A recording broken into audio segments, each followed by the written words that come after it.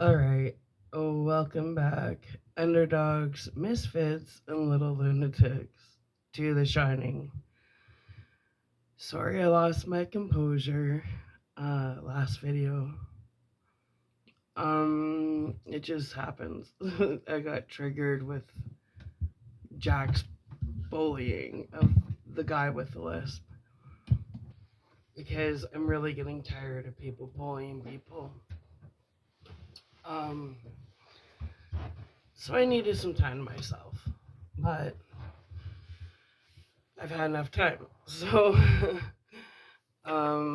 let's just get back into it. Okay. Chapter 15. Down in the front yard. Okay.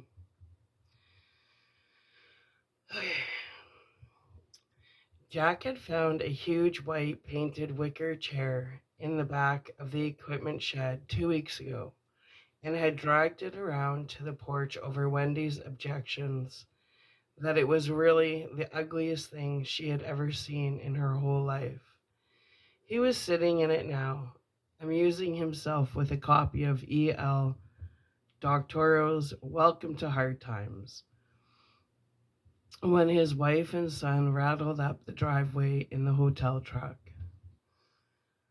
Wendy parked it in the turnaround, raced the engine sportily, and then turned it off. The truck's single tail light died. The engine rumbled grumpily with post ignition and finally stopped. Jack got out of his chair and ambled down to meet them.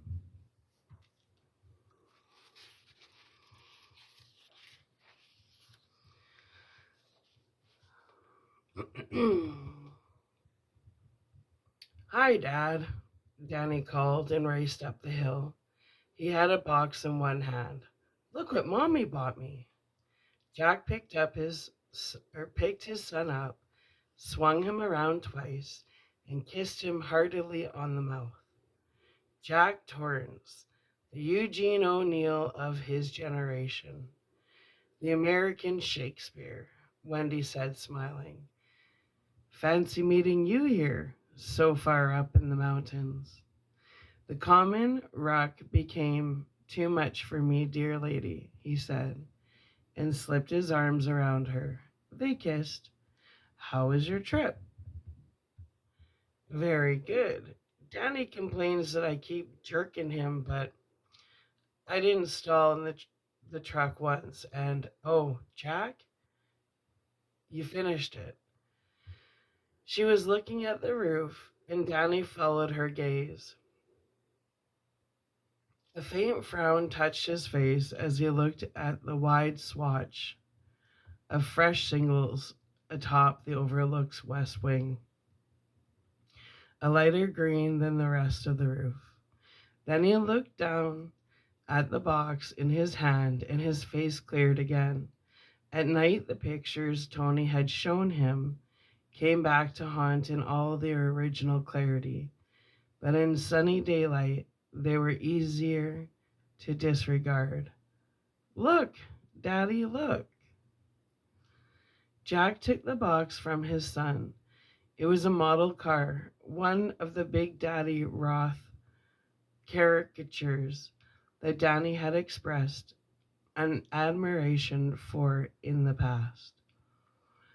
This one was a violet Volkswagen, and the picture on the box showed a huge purple VW with long 1959 Cadillac Coupe de Ville taillights burning up a dirt track. The VW had a sunroof, and poking up through it, clawed hands on the wheel down below, was a gigantic, warty monster with popping bloodshot eyes, a maniacal grin, and a gigantic English racing cap turned around backward. Wendy was smiling at him, and Jack winked at her.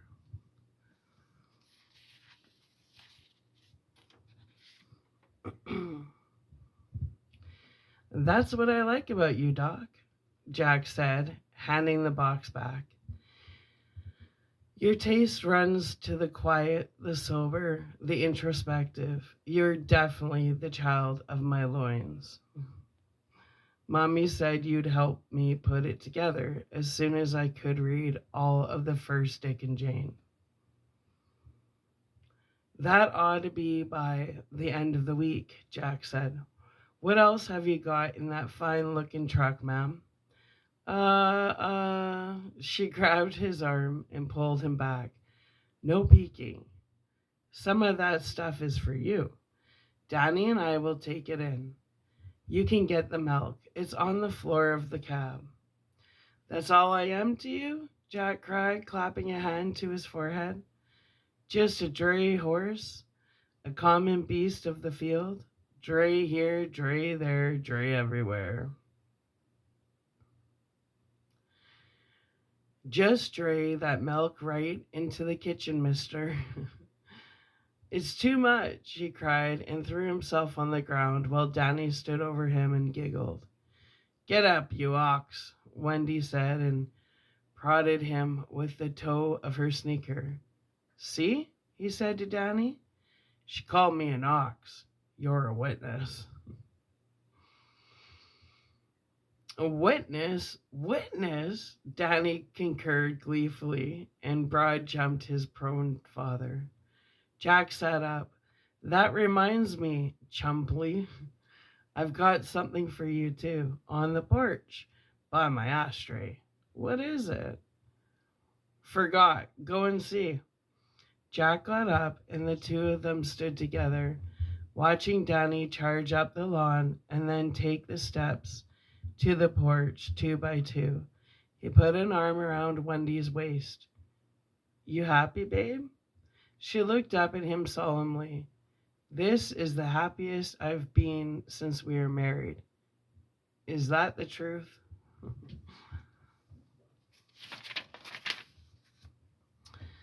God's honest. He squeezed her tightly. I love you. She squeezed him back, touched. Those had never been cheap words with John Torrance.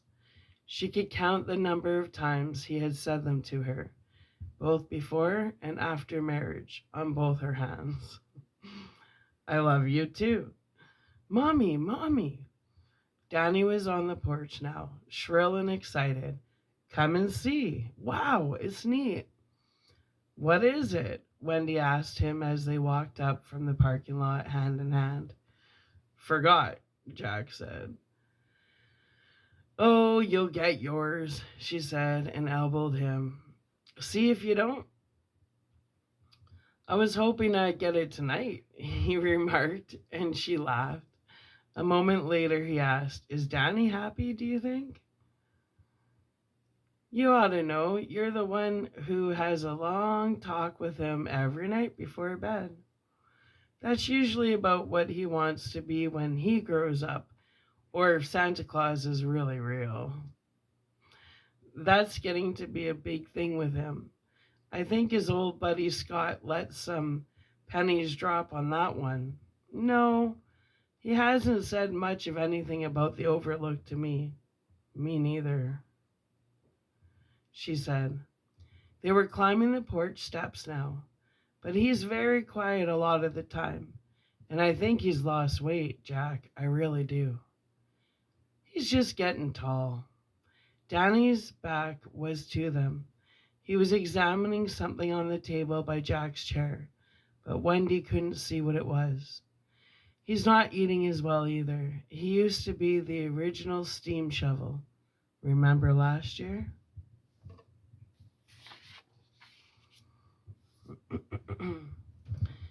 They taper off, he said vaguely. I think I read that in Spock. He'll be using 2 forks again by the time he's 7. They had stopped on the top step. He's pushing awfully hard on those readers, too, she said. I know he wants to learn how to please us. To please you, she added reluctantly. To please himself most of all, Jack said. I haven't been pushing him on that at all. In fact, I do wish he wouldn't go quite so hard. Would you think I was foolish if I made an appointment for him to have a physical? There's a GP inside Winder, a young man, from what the checker in the market said. You're a little nervous about the snow coming, aren't you? She shrugged. I suppose. If you think it's foolish. I don't. In fact, you can make appointments for all three of us. We'll get our clean bills of health, and then we can sleep easy at night. I'll make the appointments this afternoon, she said. Mom, look, Mommy. He came running to her with a large gray thing in his hands, and for one comic, horrible moment, Wendy thought it was a brain. She saw what it really was and recoiled instinctively. Jack put an arm around her. It's all right. The tendons who didn't fly away have been shaken out. I used the bug bomb. She looked at the large wasp's nest her son was holding but would not touch it. Are you sure it's safe? Positive. I had one in my room when I was a kid. My dad gave it to me. Want to put it in your room, Danny? Yeah, right now. He turned around and raced through the double doors. They could hear his muffled running feet on the main stairs. There were wasps up there, she said. Did you get stung? Where's my purple heart? He asked, and displayed his finger. The swelling had already begun to go down, but she ooched over it satisfyingly and gave it a small, gentle kiss. Did you pull the stinger out? Wasps don't leave them in. That's bees. They have barbed stingers. Wasp stingers are smooth. That's what makes them so dangerous. They can sting again and again. Jack, are you sure that's safe for him to have? I followed the directions on the bomb. That stuff is guaranteed to kill every single bug in 2 hours' time, and then dissipate with no residue. I hate them, she said. What, wasps? Anything that stings, she said. His hands went to her elbows and cupped them. Her arms crossed over her breasts. I do too, he said, and hugged her. Well, that was a short chapter. Let's just continue. That was like too short. Chapter 16, Danny. Down the hall in the bedroom, Wendy could hear the typewriter Jack had carried up from downstairs burst into life for 30 seconds, fall silent for a minute or two, and then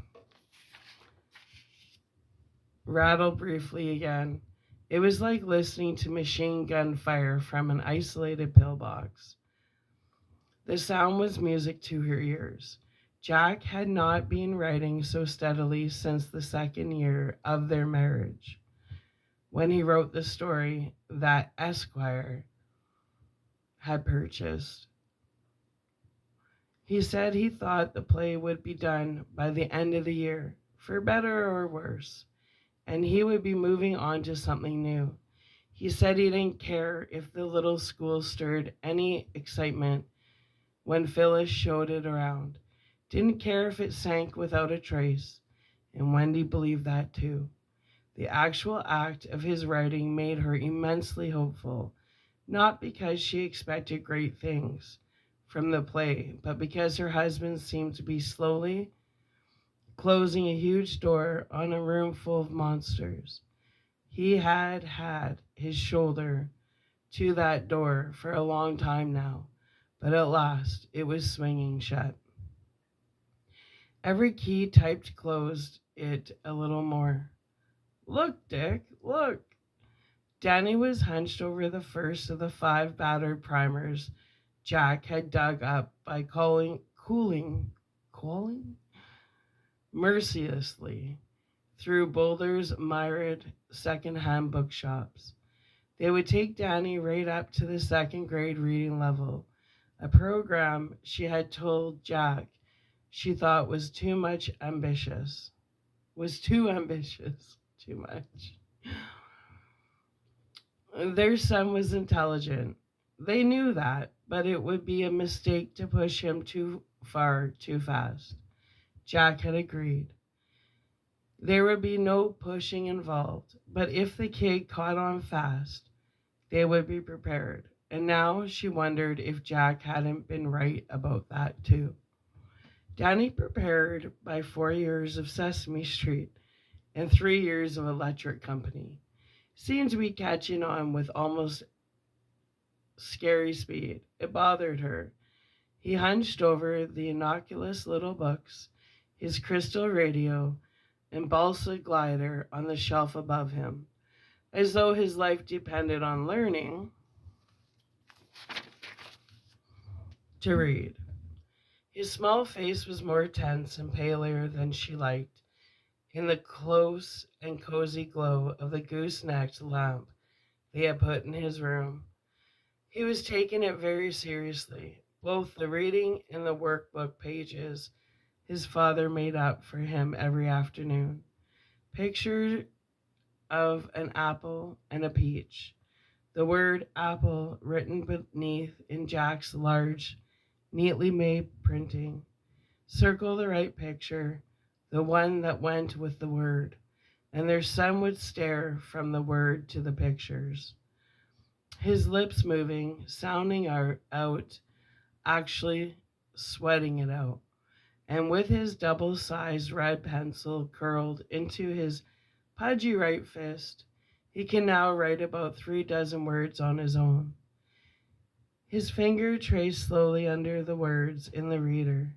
Above them was a picture Wendy half remembered from her own grammar school days, 19 years before. A laughing boy with brown curly hair, a girl in a short dress, her hair in blonde ringlets, one hand holding a jump rope, a prancing dog running after a large and red rubber ball, the first grade Trinity, Dick, Jane, and Jip. See Jip run, Danny read slowly. Run, Jip, run, run, run, run. He paused, dropping his finger down a line.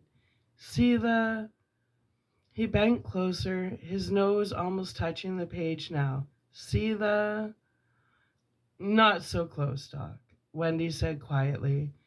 You'll hurt your eyes. It's... Don't tell me, he said, sitting up with a jerk. His voice was alarmed. Don't tell me. Mommy, I can get it. All right, honey, she said, but it's not a big thing. Really, it's not. Unheeding, Danny bent forward again. On his face was an expression that might be more commonly seen hovering over a graduate record exam in a college gym somewhere. She liked it less and less.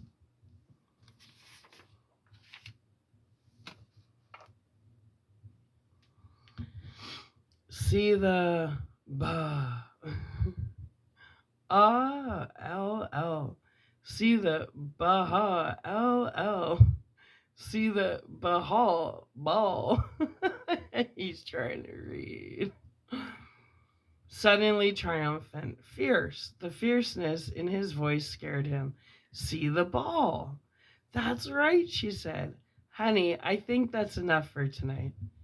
A couple more pages, Mommy, please. No, Doc. She closed the red-bound book firmly. It's bedtime. Please?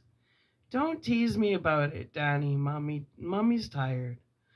Okay. But he looked longingly at the primer. Go kiss your father and then wash up. Don't forget to brush. Yeah.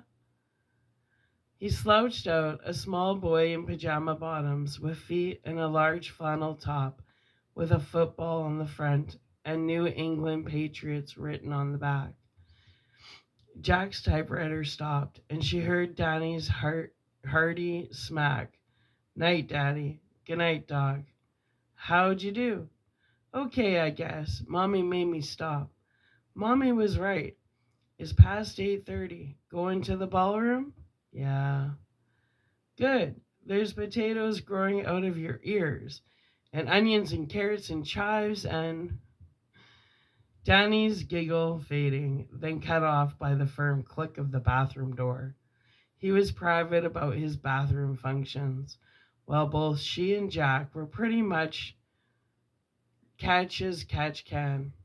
Another sign, and they were multiplying all the time, that there was another human being in the place, not just a carbon copy of one of them or a combination of both. It made her a little sad. Someday her child would be a stranger to her, and she would be strange to him, but not as strange as her own mother had become to her. Please don't let it be that way, God. Let him grow up and still love his mother. Jack's typewriter began its irregular bursts again. Still sitting in the chair beside Danny's reading table, she let her eyes wander around her son's room. The glider's wing had been neatly mended.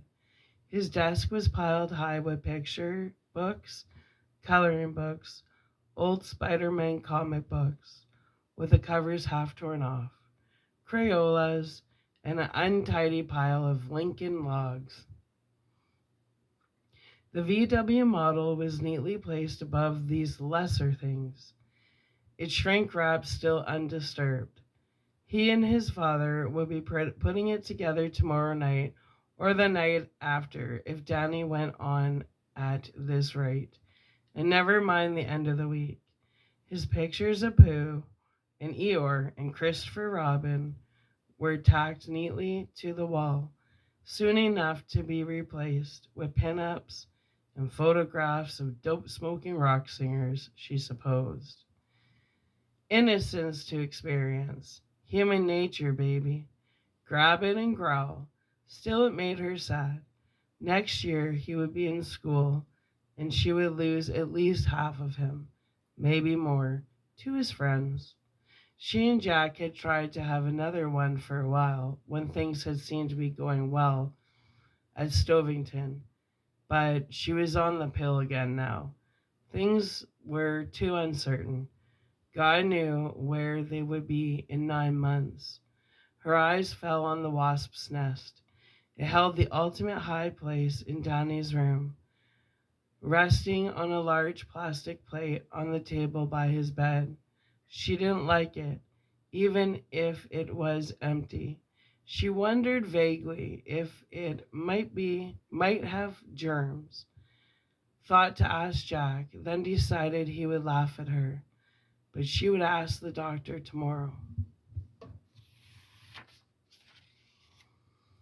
if she could catch him with Jack and out of the room. She didn't like the idea of that thing, constructed from the chewings and saliva of so many alien creatures, lying within a foot of her sleeping son's head. The water in the bathroom was still running, and she got up and went into the big bedroom to make sure everything was okay. Jack didn't look up. He was lost in the world he was making, staring at the typewriter, a filter cigarette clamped in his teeth. She knocked lightly on the closed bathroom door. You okay, Doc? You awake? No answer. Danny? No answer. She tried the door. It was locked.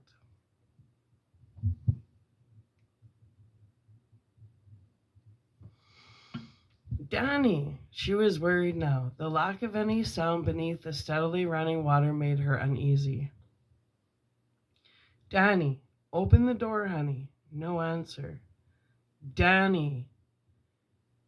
Jesus Christ, Wendy, I think if you're going to pound on that door or... Jesus Christ, Wendy, I can't think if you're going to pound on that door all night. Danny's locked himself in the bathroom and he doesn't answer me. Jack came around the desk looking put out. He knocked on the door once hard. Open up, Danny, no games. No answer. Jack knocked harder. Stop fooling, Doc. Bedtime. Bedtime's bedtime. Spanking if you don't open up. He's losing his temper, she thought, and was more afraid. He had not touched Danny in anger since that evening 2 years ago, but at this moment he sounded angry enough to do it. Danny, honey, she began. No answer, only running water. Danny, if you make me break this lock, I can guarantee you'll spend the night sleeping on your belly, Jack warned. Nothing. Break it, she said, and suddenly it was hard to talk. Quick! He raised one foot and brought it down hard against the door to the right of the knob. The lock was a poor thing. It gave immediately, and the door shuddered open, banging the tiled bathroom wall and rebounding halfway. Danny! She screamed. The water was running full force in the basin. Beside it, a tube of crust with the cap off. Danny was sitting on the rim of the bathtub across the room, his toothbrush clasped limply in his left hand, a thin foam of toothpaste around his mouth. He was staring, trance-like, into the mirror on the front of the medicine cabinet above the wash basin. The expression on his face was one of drugged horror, and her first thought was that he was having some sort of epileptic seizure, that he might have swallowed his tongue. Danny! Danny didn't answer. Guttural sounds came from his throat. Then she was pushed aside so hard that she crashed into the towel rack, and Jack was kneeling in front of the boy. Danny, he said. Danny, Danny. He snapped his fingers in front of Danny's blank eyes. Sure, Danny said. Tournament play, stroke, Danny! Roke, Danny said, his voice suddenly deep, almost manlike. Roke, stroke. The roke mallet has two sides. Gah. Oh, Jack, my God, what's wrong with him? Jack grabbed the boy's elbows and shook him hard. Danny's head rolled limply backward and then snapped forward like a balloon on a stick. Roke, stroke, red rum. Jack shook him again, and Danny's eyes suddenly cleared. His toothbrush fell out of his hand and onto the tiled floor with a small click. What? He said, looking around. He saw his father kneeling before him, Wendy standing by the wall. What? Danny asked again with rising alarm. What's... Don't stutter, Jack suddenly screamed into his face. Danny cried out in shock, his body going tense, trying to draw away from his father, and then he collapsed into tears, stricken. Jack pulled him close. Oh, honey, I'm sorry, Doc. Please don't cry. I'm sorry. Everything's okay.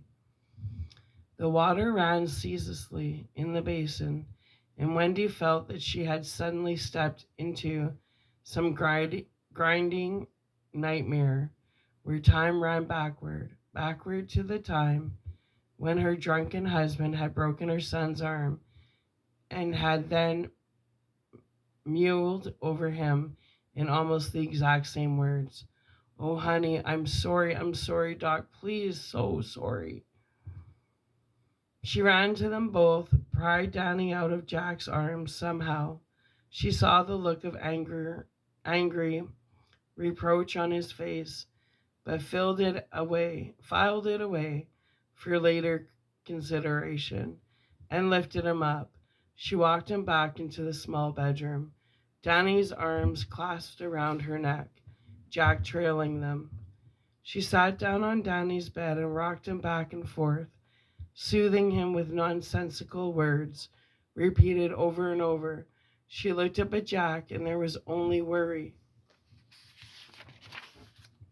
in his eyes now. He raised questioning eyebrows at her. She shook her head faintly. Danny, she said. Danny's. Okay, Doc. Okay, Doc, S is fine. At last, Danny was quiet, only faintly trembling in her arms. Yet it was Jack he spoke to first. Jack was now sitting beside them on the bed, and she felt the old faint pang. It's him first, and it's always been him first, of jealousy. Jack had shouted at him. She had comforted him. Yet it was to his father that Danny said, "I'm sorry if I was bad." "Nothing to be sorry for, Doc." Jack ruffled his hair. "What the hell happened in there?" Danny shook his head slowly, dazedly. I I don't know. What did you tell me? Why did you tell me to stop stuttering, Daddy? I don't stutter. Of course not, Jack said heartily. But Wendy felt a cold finger touch her heart. Jack suddenly looked scared, as if he'd seen something that might just have been a ghost. "Something about the timer," Danny muttered. "What?" Jack was leaning forward, and Danny flinched in her arms. "Jack, you're scaring him," she said, and her voice was high, accusatory. It suddenly came to her that they were all scared, but of what? "I don't know. I don't know." Danny was saying to his father, "What? What did I say, Daddy?" "Nothing," Jack muttered. He took his handkerchief from his back pocket and wiped his mouth with it. Wendy had a moment of that sickening time is running backward feeling again. It was a gesture she remembered well from his drinking days.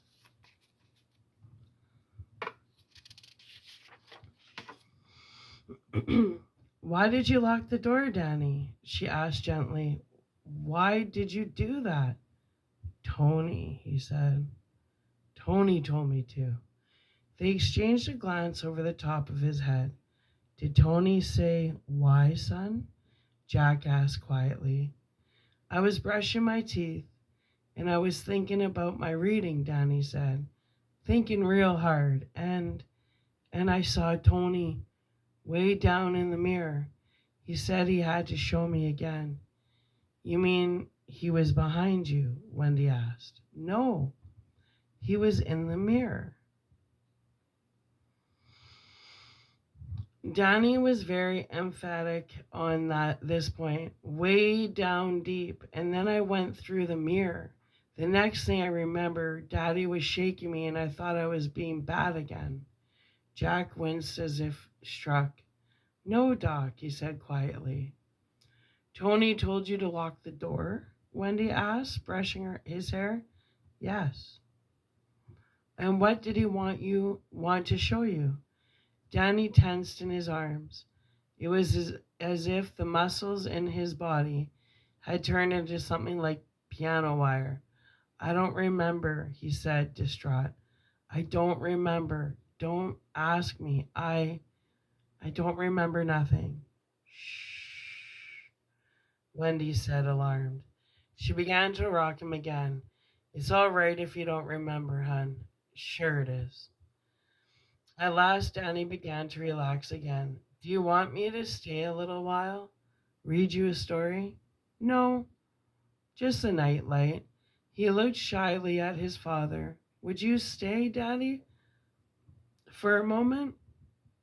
"Sure, Doc."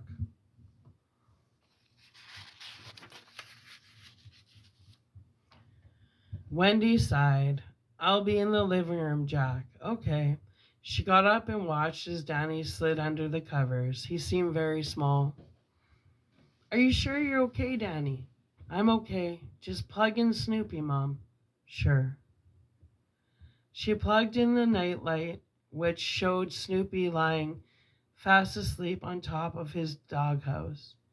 He had never wanted a nightlight until they moved into the Overlook, and then he had specifically requested one.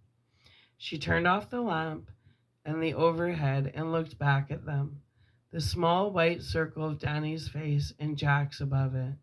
She hesitated a moment. "And then I went through the mirror and then left them quietly."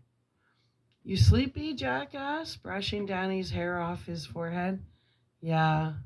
Want a drink of water? No. There was a silence for 5 minutes. Danny was still beneath his hand, thinking the boy had dropped off. He was about to get up and leave quietly when Danny said from the brink of sleep, "Rope." Jack turned back, all zero at the bone. "Danny, you never hurt Mommy, would you, Daddy?" "No." "Or me?" "No." Silence again, spinning out. "Daddy?" "What?" "Tony came and told me about Roke." "Did he, Doc? What did he say?" "I don't remember much, except he said it was in innings, like baseball. Isn't that funny?" Yes, Jack's heart was thudding duly in his chest. How could the boy possibly know a thing like that? Roke was played by innings, not like baseball, but like cricket. Daddy? He was almost asleep now. What? What's red rum? That'd be creepy if your kid said that to you. Red rum? Red drum? Sounds like something an Indian might take on the warpath. Silence. Hey, Doc. But Danny was asleep, breathing in long, slow strokes. Jack sat looking down at him for a moment, and a rush of love pushed through him like tidal wave water. Why had he yelled at the boy like that? It was perfectly normal for him to stutter a little. He had been coming out of a daze or some weird kind of trance, and stuttering was perfectly normal under those circumstances. Perfectly. And he hadn't said timer at all. It had been something else. Nonsense. Gibberish. How had he known Roke was playing in innings? Had someone told him? Allman? Holleran? He looked down at his hands. They were made into tight, clenched fists of tension. God, how I need a drink. And the nails were digging into his palms like tiny brands. Slowly he forced them to open. "I love you, Danny," he whispered. "God knows I do." He left the room. He had lost his temper again, only a little, but enough to make him feel sick and afraid. A drink would blunt that feeling. Oh, yes. It would blunt that something about the timer and everything else. There was no mistake about those words at all. None. Each had come out clear as a bell. He paused in the hallway, looking back, and automatically wiped his lips with his handkerchief. Their shapes were only dark silhouettes in the glow of the nightlight. Wendy, wearing only panties, went to his bed and tucked him in again. He had kicked the covers back. Jack stood in the doorway, watching as she put her inner wrist against his forehead. "Is he feverish?" "No." She kissed his cheeks. "Thank God. You made that appointment?" he said as she came back to the doorway. "You think that guy knows his stuff?" "The checker said he was very good. That's all I know. If there's something wrong, I'm going to send you and him to your mother's, Wendy." "No." "I know," he said, putting an arm around her. "How you feel. You don't know how I feel at all about her. Wendy, there's no place else I can send you. You know that. If you come." "Without this job, we're done," he said simply. "You know that."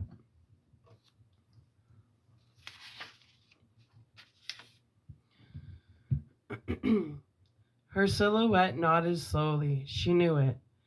When I had that interview with Allman, I thought he was just blowing off his bazoo. Now I'm not so sure. Maybe I really shouldn't have tried this with you two along, 40 miles from nowhere. "I love you," she said. "And Danny loves you even more, if that's possible." He would have been heartbroken, Jack. He will be if you send us away. Don't make it sound like that. If the doctor says there's something wrong, I'll look for a job in Sidewinder, she said. If I can't get one in Sidewinder, Danny and I will go to Boulder. I can't go to my mother, Jack. Not on those terms. Don't ask me. I just can't. I guess I know that. Cheer up. Maybe it's nothing. Maybe. The appointment's at 2. Yes? Let's leave the bedroom door open, Wendy. I want to, but I think he'll sleep through now. But he didn't. Boom, boom, boom, boom, boom, boom. He fled the heavy, crashing, echoing sound through twisting, maze-like corridors, his bare feet whispering over a deep-piled jungle of blue and black. Each time he heard the roque mallet smash into the wall somewhere behind him, he wanted to scream aloud. But he mustn't. He mustn't. A scream would give him away, and then red rum.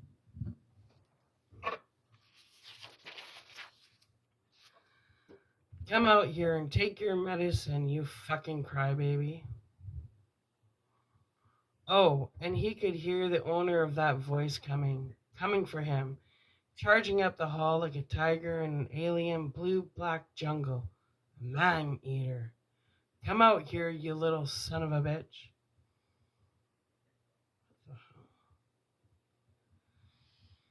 If he could get to the stairs going down, if he could get off this 3rd floor, he might be all right. Even the elevator, if he could remember what had been forgotten. But it wasn't dark, and in his terror, he had lost his orientation. He had turned down one corridor and then another, his heart leaping into his mouth like a hot lump of ice, fearing that each turn would bring him face to face with the human tiger in these halls. The booming was right behind him now, the awful hoarse shouting. The whistle the head of the mallet made cutting through the air. Roque, stroke, red rum. Before it crashed into the wall, the soft whisper of feet on the jungle carpet, panic squirting in his mouth like bitter juice. You will remember what was forgotten, but would he? What was it? He fled around another corner and saw with creeping utter horror that he was in a cul-de-sac. Locked doors frowned down at him from 3 sides. The West Wing. He was in the West Wing, and outside he could hear the storm whooping and screaming, seeming to choke on its own dark throat filled with snow. He backed up against the wall, weeping with terror now, his heart racing like the heart of a rabbit caught in a snare. When his back was against the light blue silk wallpaper with the embossed pattern of wavy lines, his legs gave way and he collapsed to the carpet, hands splayed on the jungle of woven vines and creepers, the breath whistling in and out of his throat. Louder, louder. There was a tiger in the hall, and now the tiger was just around the corner, still crying out in that shrill and petulant and lunatic rage, the roque mallet slamming, because this tiger walked on 2 legs, and it was. I wonder if he's being haunted. I'm a little confused, but I think that's what's happening. Anyway. He woke with a sudden indrawn gasp, sitting bolt upright in bed, eyes wide and staring into the darkness, hands crossed in front of his face. Something on one hand, crawling. Wasps, 3 of them. They stung him then, seeming to needle all at once, and that was when all the images broke apart and fell on him in a dark flood, and he began to shriek into the dark, the wasps clinging to his left hand, stinging again and again. The lights went on, and Daddy was standing there in his shorts, his eyes glaring, Mommy behind him, sleepy and scared. Oh, I guess Danny was having a nightmare, or like a premonition nightmare or something. Get them off me, Danny screamed. Oh my God, Jack said. He saw. Jack, what's wrong with him? What's wrong? He didn't answer her. He ran to the bed, scooped up Danny's pillow, and slapped Danny's thrashing left hand with it. Again and again, Wendy saw lumbering insectal forms rise into the air, droning. Get a magazine, he yelled over his shoulder. Kill them. Wasps, she said, and for a moment she was inside herself, almost detached in her realization that her mind cross-patched and knowledge was connected to emotion.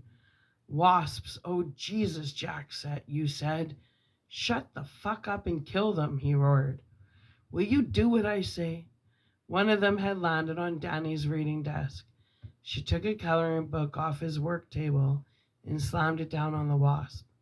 It left a vicious brown smear. There's another one on the curtain, he said, and ran out past her with Danny in his arms. He took the boy into their bedroom and put him on Wendy's side of the makeshift double.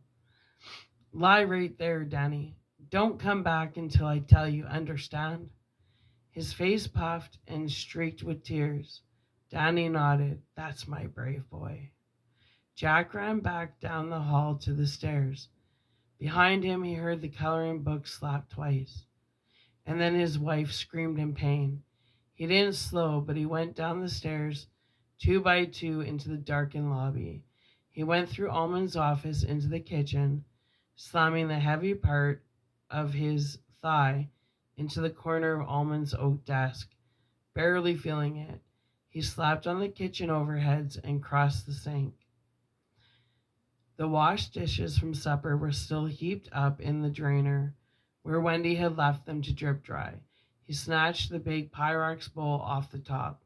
A dish fell to the floor and exploded. Ignoring it, he turned and ran back through the office and up the stairs. Wendy was standing outside Danny's door, breathing hard. Her face was the color of table linen. Her eyes were shiny and flat. Her hair hung damply against her neck. I got all of them, she said dully. But one stung me, Jack. You said they were all dead. She began to cry. He slipped past her without answering and carried the Pyrex bowl over to the nest by Danny's bed. It was still. Nothing there, on the outside anyway. He slammed the bowl down over the nest. There, he said, come on. They went back into their bedroom. Where did it get you? He asked her. On my wrist. Let's see. She showed it to him. Just above the bracelet of lines between wrist and palm, there was a small circular hole. The flesh around it was poofing up. Are you allergic to stings? He asked. Think hard. If you are, Danny might be. The fucking little bastards got him 5 or 6 times. No, she said more calmly. I just hate them. That's all. Hate them. Danny was sitting on the foot of the bed, holding his left hand and looking at them. His eyes, circled with the white of shock, looked at Jack reproachfully. Daddy, you said you killed them all? My hand, it really hurts. Let's see it, Doc. No, I'm not going to touch it. That would make it hurt even more. Just hold it out. He did, and Wendy moaned, Oh, Danny, oh, your poor little hand. Later, the doctor would count 11 separate stings. Oh, poor kid. Now all they saw was a dotting of small holes, as if his palm and fingers had been sprinkled with grains of red pepper. The swelling was bad. His hand had begun to look like one of those cartoon images where Bugs Bunny or Daffy Duck had just slammed himself with a hammer.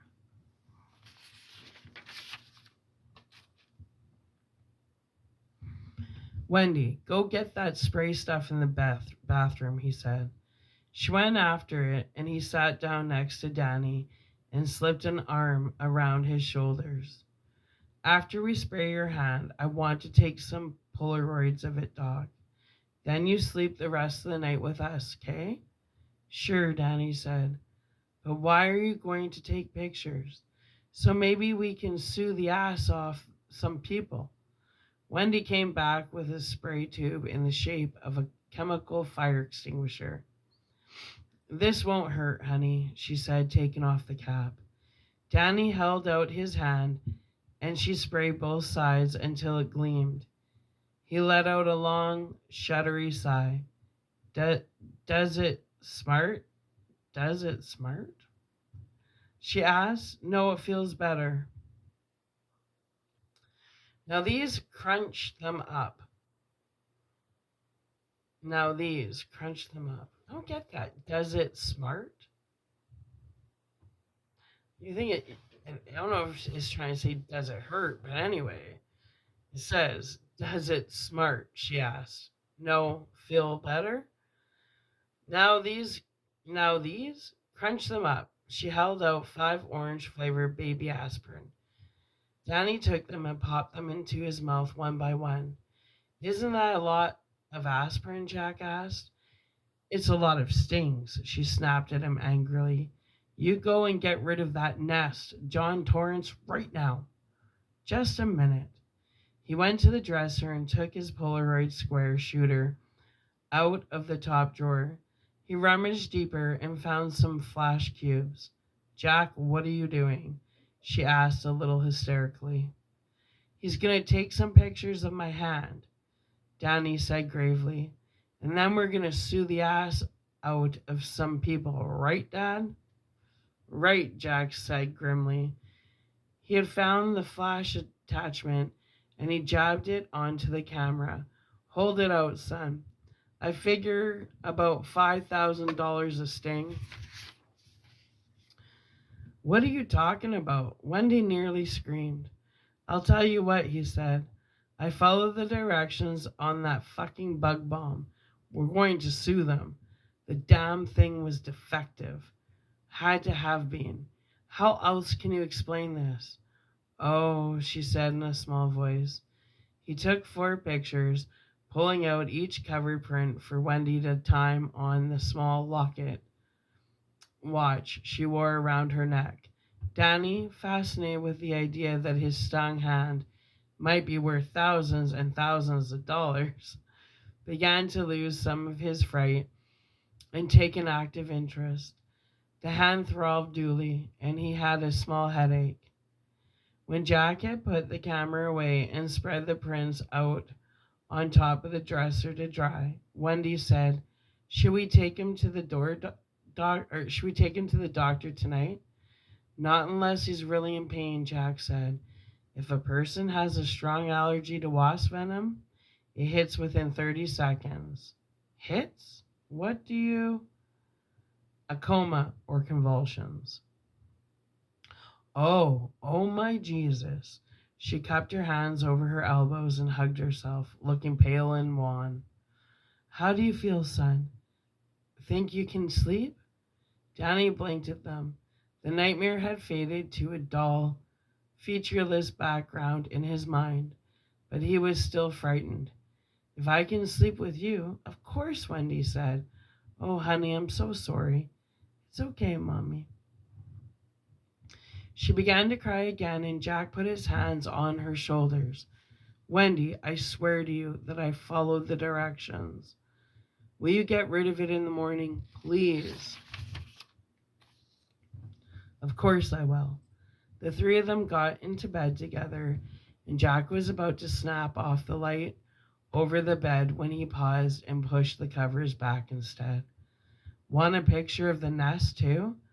Come right back. I will. He went to the dresser, got the camera and the last flash cube, and gave Danny a closed thumb and 4-finger circle. Danny smiled and gave it back with his good hand. Quite a kid, he thought as he walked down to Danny's room. All of that and then some. The overhead was still on. Jack crossed to the bunk setup, and as he glanced at the table beside it, his skin crawled into goose flesh. The short hairs on his neck prickled and tried to stand erect. He could hardly see the nest through the clear Pyrex bowl. The inside of the glass was crawling with wasps. It was hard to tell how many. 50 at least, maybe 100. His heart thudding slowly in his chest, he took his pictures and then set the camera down to wait for them to develop. He wiped his lips with his palm of his hand. One thought played over and over in his mind, echoing with, "You lost your temper, you lost your temper, you lost your temper," an almost superstitious dread. They had come back. He had killed the wasp, but they had come back. In his mind, he heard himself screaming into his frightened, crying son's face, "Don't stutter!" He wiped his lips again. He went to Danny's work table, rummaged in its drawers, and came up with a big jigsaw puzzle with a fiberboard backing. He took it over to the bed table and carefully slid the bowl and the nest onto it. The wasps buzzed angrily inside their prison. Then, putting his hand firmly on top of the bowl so it wouldn't slip, he went out into the hall. "Coming to bed, Jack?" Wendy asked. "Coming to bed, Daddy?" "Have to go downstairs for a moment," he said, making his voice light. How had it happened? How in God's name? The bomb sure hadn't been a dud. He had seen the thick white smoke start to puff out of it when he had pulled the ring. And when he had gone up 2 hours later, he had shaken a drift of small dead bodies out of the hole in the top. Then how? Spontaneous regeneration? That was crazy. 17th century bullshit. Insects didn't regenerate, and even if wasp eggs could mature full-grown insects in 12 hours, this wasn't the season in which the queen laid. That happened in April or May. Fall was their dying time. A living contradiction. The wasps buzzed furiously under the bowl. He took them downstairs and through the kitchen. In back there was a door which gave on the outside. A cold night would blow against his nearly naked body, and his feet went numb almost instantly against the cold concrete of the platform he was standing on, the platform where milk deliveries were made during the hotel's operating season. He put the puzzle and the bowl down carefully, and when he stood up, he looked at the thermometer nailed outside the door. "Fresh up with 7 Up," the thermometer said, and the mercury stood at an even 25 degrees. The cold would kill them by morning. He went in and shut the door firmly. After a moment's thought, he locked it too. He crossed the kitchen again and shut off the lights. He stood in the darkness for a moment, thinking, wanting a drink. Suddenly, the hotel seemed full of 1,000 stealthy sounds. Creakings and groans and the sky sniff of the wind. Under the eaves where more wasps' nests might be hanging like deadly fruit. They had come back, and suddenly he found that he didn't like the overlook so well anymore, as if it wasn't wasps that had stung his son, wasps that had miraculously lived through the bug bomb assault, but the hotel itself. His last thought before going upstairs to his wife and son, "From now on, you will hold your temper no matter what," was firm and hard and sure.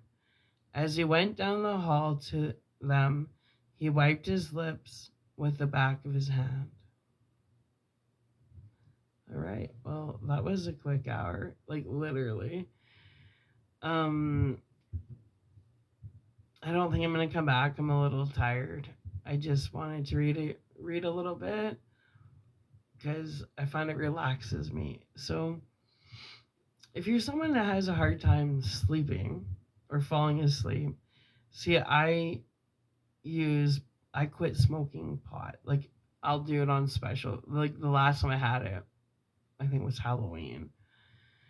So now I do it on for on special occasions. I say, but I used to do it every night to sleep. So I find reading so effective. It relaxes me, makes me tired. So if you are someone that has a hard time sleeping or takes sleeping pills or smoke pot to sleep or have a few drinks to sleep, I highly suggest going back to old school and just try reading a book. Because I'm really tired and relaxed now. And I'm not coming back to read another chapter tonight, but I will in a few hours. So, my little underdogs, misfits, and little lunatics, um, I'm sure you're sleeping because it's the middle of the night. So, wherever you are, I hope you're having sweet dreams. And I'll be back in a few hours to read chapter 17, The Doctor's Office. Before I let you go, I've seen this movie so many times, but I've honestly never read the book. And the book is so different from the movie. So I'm interested to watch the movie after I read the book. Just because I think it will, I don't know, I'll see it from a whole new perspective, I think. But anyway, so like I said, if you have a hard time falling asleep, maybe go at it and read a chapter a night. It will relax you. Anyway, sweet dreams. I'll be back when I'm back. Bye.